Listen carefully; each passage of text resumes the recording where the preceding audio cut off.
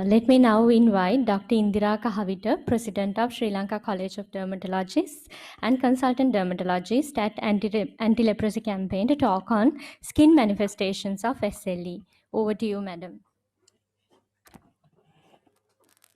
Thank you, Dilmi. So we are going to now look at the skin manifestations in SLE. So I'll be covering 3 entities here. Actually, when you talk about cutaneous LE, that can be classified into 3 entities: discoid lupus erythematosus, subacute cutaneous lupus erythematosus, and SLE or acute LE. And DLE is again classified into 2 forms: localized DLE and disseminated DLE, whereas SCLE comes in 2 forms: the papulosquamous type and the annular polycyclic type.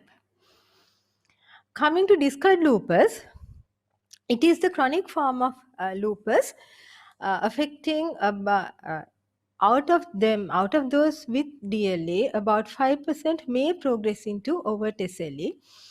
The peak age is in the 4th decade for females, but it's slightly later for males.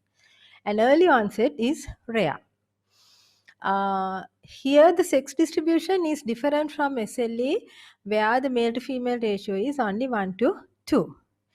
The predisposing factors: trauma, stress, UV exposure. UV exposure is very important. Infections like herpes zoster, and drugs. Out of them, INH, griseofulvin, dapsone, and penicillamine are important. And compared to SLE, genetic predisposition may play a minor role only. So when you consider the clinical features of the localized disease, localized DLE, it mainly affects the face, the cheeks, the bridge of nose, the ears and sides of neck, and scalp. So it's above the neck.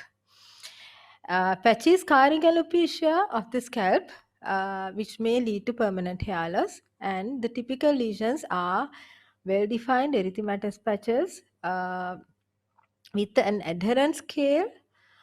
The edges are typically darkly pigmented in hard sort of skin.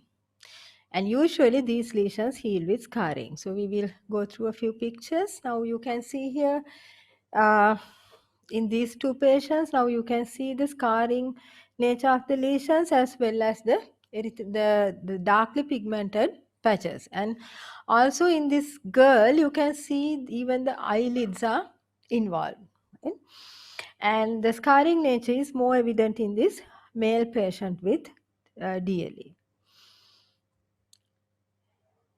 Coming to DLE of the scalp, this particular location right above the ear is a common site for DLE scalp.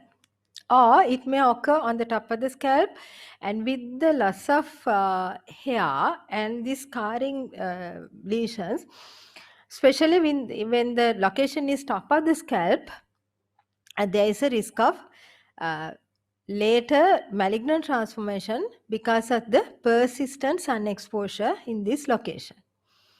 So you can see how scarring it can be, or they may present with this sort of very atypical presentations. Initially, I thought this was a malignancy with a secondary infection, but later in treatment with antibiotics, the lesion ended up like this. So all these patients, especially those with the lesions at the top of the scalp, do run the risk of malignant transformation later. DLE of the ear, here you can see in the left side one, you can see here you can see the follicular nature of the follicular hyperkeratosis of these lesions. And again, the behind the ear is another common site for DLE lesions. Coming to mucosal DLE, you can see how scarring that can be, but still the erythema is there, and the surrounding pigmentation. Again, lower lip lesions run the risk of, like ulcerations like these, they do run the risk of malignant transformation later, right? Some more scarring, and this was a case of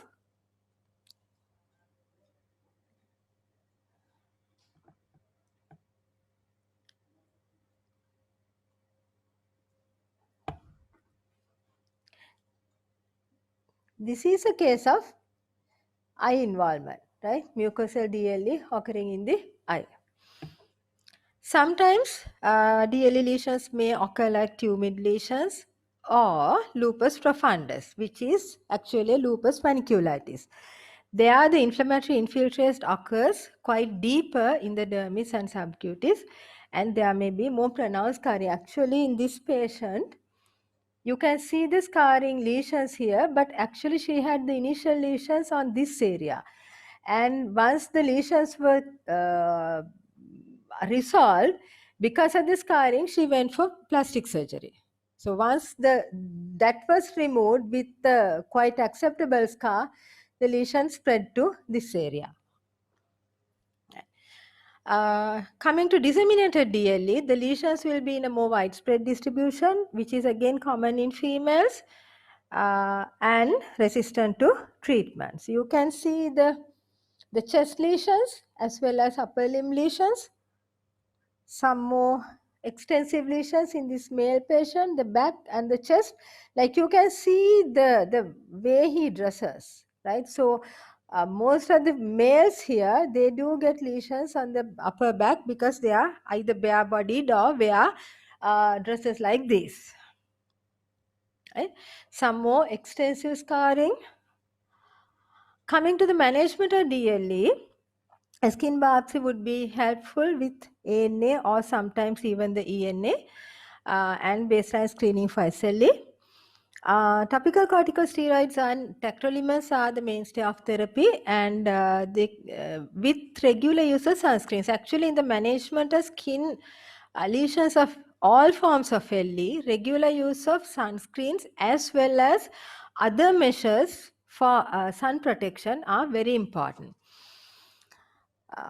If there is extensive disease, especially the disseminated form of DLE, we may go for oral steroids, and hydroxychloroquine is the other form of treatment that can be used. Coming to subacute cutaneous lupus, which is less common than the other two forms, it's a subset of lupus with mainly cutaneous features and a good prognosis. And the important feature is the anti-Rho or anti-SSA positivity. Here, approximately 50% fulfill ARA criteria for SLE. It affects adults of all ages and again with the female preponderance. Again, the preponderance is not as marked as that seen in SLE. It may be associated with many other diseases, including rheumatoid arthritis, Sjogren's syndrome, and Crohn's disease. And there's a long list of drugs that have been implicated for drug-induced SCLA. Out of this, I selected only a few like thiazides, grisophylline, terbinafine, calcium channel blockers, ACE inhibitors, statins. So you can see these are very commonly used drugs. So we have to think of like when patients on such drugs do develop lesions in a photodistributed area, I think we need to think of SCLE also. And also something important for dermatologists is UV exposure associated with poor therapy may also precipitate subacute cutaneous LE. So there are two major varieties, non-scarring, papulosquamous eruption, which resembles psoriasis, which is supposed to be the commoner, and the annular polycyclic lesions, which may present in several ways. The lesions are usually seen above the waist, in the trunk or neck and upper limbs. And there may be associated diffuse non-scarring alopecia and photosensitivity. So you can see here these lesions, the annular polycyclic lesions actually are pustular. So they can be the annular polycyclic nature is there, but the individual lesions may be pustular or vesicular or bullous, or like this. And you can see again the polycyclic nature. Actually, I couldn't find some local pictures for the psoriasiform lesions, but I'm sure you all know the psoriasiform lesions, right? So again, in the management of SCLE, sun protection, hydroxychloroquine, and sometimes steroids are they are needed. And when it comes to topical treatment, most of the times it's the topical steroids and sun protection. So we come to our main topic, acute cutaneous LA. So this is a list of cutaneous findings that can occur. So we will go into a lot of those. The butterfly rash could be of several varieties. Like it could be just an erythema like in this old lady, or more scaly lesions like in this young woman, or more necrotic and sort of eczematous like in this lady. And you can see different kinds of lip involvement as well. Right? Acute LE, when it occurs in the trunk, it could be again eczematous like this, or again a little bit more scaly like this, or more necrotic like in this lady. So this lady had a lot of necrotic lesions. Actually, this picture was taken on the day that her son got married. So in spite of her wedding being there at home, she was in the clinic because she was so desperate. Right? Or even ulcerative lesions like this. Okay? Acute LE limbs, the typical photodistributed lesions, eczematous lesions. Right? We now move on to lupus non-specific changes. We'll look at nail changes, nail fold erythema like here, or splinter hemorrhages, red lunula, nail fold hyperkeratosis, and nail pigmentation are the recognized nail changes of acute LE. Coming to hair changes, that could be of two types. One is the diffuse non-scarring alopecia, which is similar to a telogen effluvium, or like what happens in a chronic disease. It's supposed to be the commoner, occurring in about 60% of cases. Whereas lupus hair, you can see the typical lupus hair here, these diffuse hair loss with these easily breakable hairs, and you can see some DLE-like lesions also on her face. So this coarse, dry, fragile hair along the peripheral hairline is the typical lupus hair, which is associated with this, with disease activity. Then you can see the cutaneous vascular reactions, vasculitis or vasculopathy. So you can see actually these were not patients with SLE, but I wanted to show you two different presentations of vasculitis. Now you can see the palpable purpura here, and also the more necrotic type of vasculitic lesions, more necrotic and bullous vasculitic lesions occurring on this other patient. So it may occur in about 10% of patients with SLE. The other kind of vasculitis is, the other vascular reaction is vasculopathy. A livedo reticularis like this, or a livedoid vasculitis, where you get this stellate kind of scarring due to blockage of blood vessels supplying the skin. Urticarial vasculitis. Now, compared to the typical vasculitis, which typically lasts less than 24 hours, urticarial vasculitis usually occurs, lasts for more than 24 hours. If you think about a single wheal, that may last for more than 24 hours. And sometimes they may resolve with post-inflammatory hyperpigmentation. And if you do a biopsy, leukocytoclastic vasculitis may be seen. Coming to mucosal changes in SLE, the painless shallow ulcers occurring in the margin, the hard palate going towards the margin is again associated with high disease activity. And you can get cheilitis and acute LE. It could be so subtle like in this girl, or could be so extensive like in this lady. And then there are some other lesions, bullous lesions in SLE. There are three types of bullous lesions that can occur. Subepidermal bullae in subacute cutaneous LE or acute cutaneous LE due to liquefaction degeneration of the basal layer, which is called Rowell syndrome.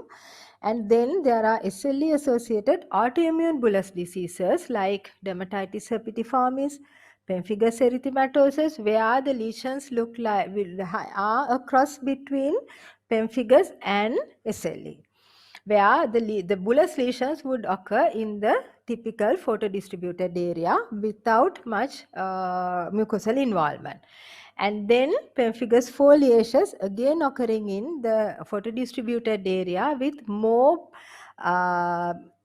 vegetative lesions compared to the pemphigus erythematosus. And then there is this form of SLE, bullous form of SLE. So this is a case of pemphigus erythematosus where you can see the marked erythema, and then you can see the blisters here, another blister here. And can you see that his, like usually pemphigus is a disease associated with severe mucosal involvement. But here in this gentleman, you don't see any mucosal involvement, but the lesions are in a photodistributed area with very